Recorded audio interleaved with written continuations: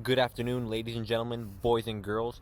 My name is Omar, and today here we see protesters gathering at the proposed site of the construction of the Keystone Pipeline. I hate pipelines. Save the trees. Ban pipelines. For sure. Landowners have rights too. Hashir sucks. Save the trees. Yeah. I still hate pipelines. Hey! What's all this commotion about? Can't you see we're busy here? Busy doing what? You're harming people. Are you stupid? Why do you think the oil pipeline is being made?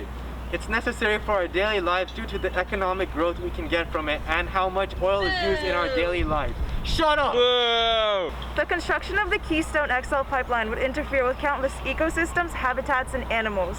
Forests, grasslands, and wetlands would all be impacted if the pipelines were to be placed.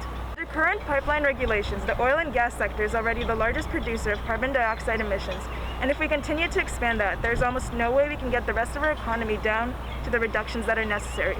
The construction of the Keystone XL pipeline will have a very significant negative impact on greenhouse gas emissions. Overall, the negative impacts simply outweigh all the positive impacts that the pipeline can provide, which is why it shouldn't be placed. To speak more about environmental protection, here are some other things you should consider. The environmental impacts of current pipelines include that aquatic populations often experience mortality or significant harm from oil spills. Aside from harming animals, these oil spills sit on the surface of the water, which blocks the aquatic ecosystems. This oil can linger in the environment for many years, even after cleanup, and continue to affect the fish, wildlife, and humans in that area. If the construction of the Keystone XL pipeline was to be allowed, it would continue to negatively impact these ecosystems. Since the pipeline would stretch across hundreds of miles and carry millions of gallons of oil every day, regulators have predicted that the pipeline could spill up to 100 times during its 50-year lifetime. This would severely impact the wildlife living within the radius of the pipeline. The toxic effects of tar oil spills can harm entire populations of animals. Speaking of endangering animals, the National Wildlife Federation has said that the critically endangered whooping crane is at risk of flying into the power lines that would be constructed to keep the oil pumping through the Keystone XL pipeline. Another thing we should consider when it comes to environmental protection is habitats. When the pipes are placed into the ground must be dug up, which would destroy all the trees, grass, and plants growing there. This would directly disturb about 15,500 acres of land and would require the construction of hundreds of new roads. This land might never be restored to its original condition, which means that all the habitats in the area would be permanently disrupted. Without trees, the ecosystems would be destroyed as they provide habitats for so many species, including insects, birds, and rodents. With that being said, it is clear to see that there are virtually no environmental benefits that come from this pipeline. This is why the government branch for environmental protection believes that the construction of this pipeline should be stopped. We are gonna go save some trees. You're talking a lot of nonsense. Your face is talking a lot of nonsense. Do you even know how the construction of the pipeline works? Here, let me spell it out for you. One thing happens first. There's secure strips of land claimed prior to construction, and they're known as right-of-way. Secondly, there's a clear step process. Clearing and grading, trenching, stringing and bending, welding, lowering in and tie-ins, backfilling, pressure testing, and reclamation. How about you do some research before making claims? There are other things than just the environmental impacts. What about the First Nations? We're worried about that the pipeline might dig up unmarked graves of our ancestors that had to migrate because of Europeans like you. Yeah! Wait a second. You, Raymond James Schnur, are Native American? How do you know my name? Of course I'm Native. We can try to find these sensitive sites, but it'll take time, and that's time you're not giving us. If you continue to construct this pipeline, we'll go to the federal court and call on the Native American Graves Protection Act of 1990. Yeah! There's actually many alternative ways we can produce this energy without using up this land. For example, solar energy. That's when we get sunlight from the sun and we absorb it into our solar panels, and then we can use it to make electricity. So you're thinking, oh, this might take up a lot of space and a lot of land.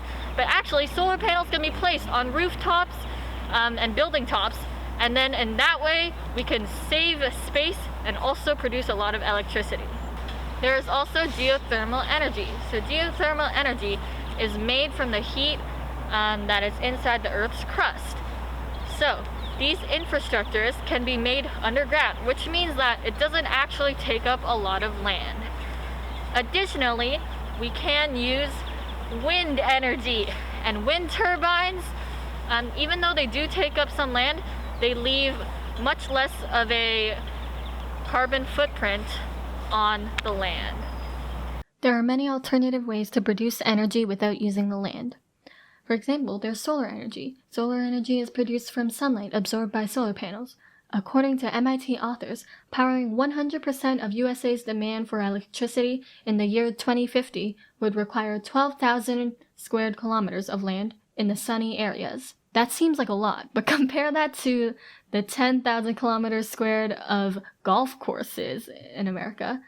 That might put things into perspective. Solar energy has the potential to power 1/3 of America's electricity demand just from placing solar panels on most of the rooftops.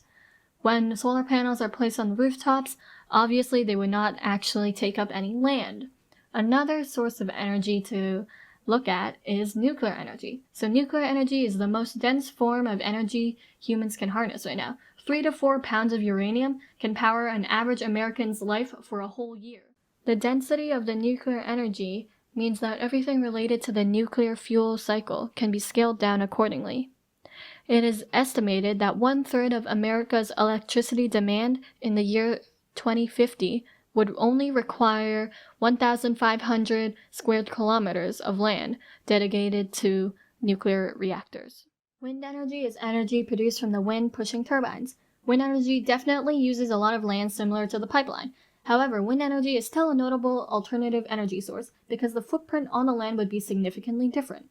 Wind energy will only affect the environment's aesthetics, whereas the pipeline has many potential environmental consequences. Yeah, your proposal doesn't account for energy inefficiency. The burning of oil and other non-renewable energy sources only produce a limited percentage of electrical energy. About 50% of the energy stored in oil is released as heat into the atmosphere. These are all fair arguments, but it's all about the money. Like I said, it's all about the money, but here's some economic benefits for you. Listen to some facts.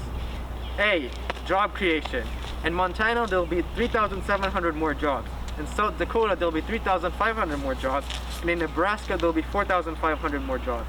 Secondly, it empowers the North American economy, especially the US.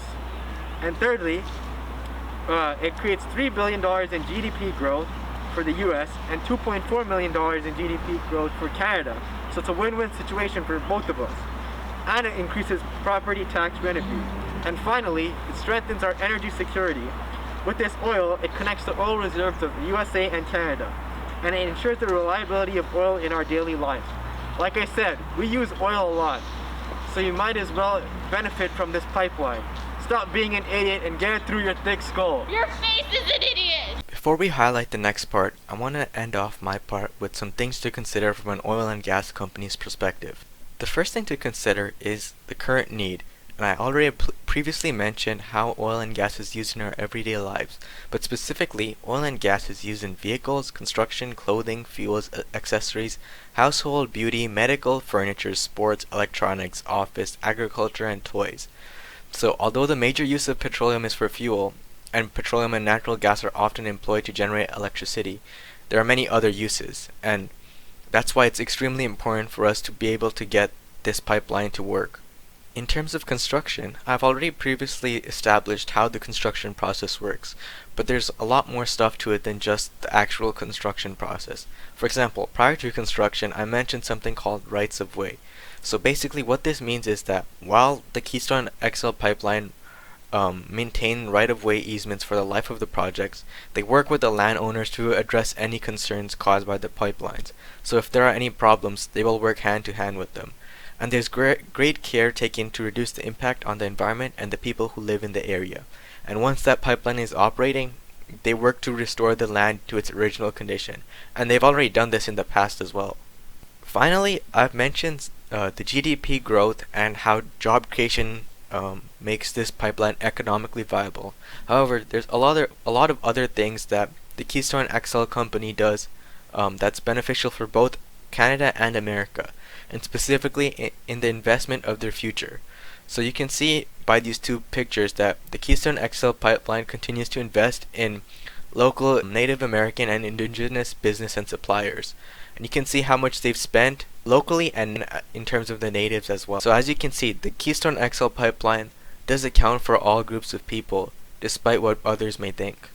However, this is just the opinion of me, an oil and gas company owner.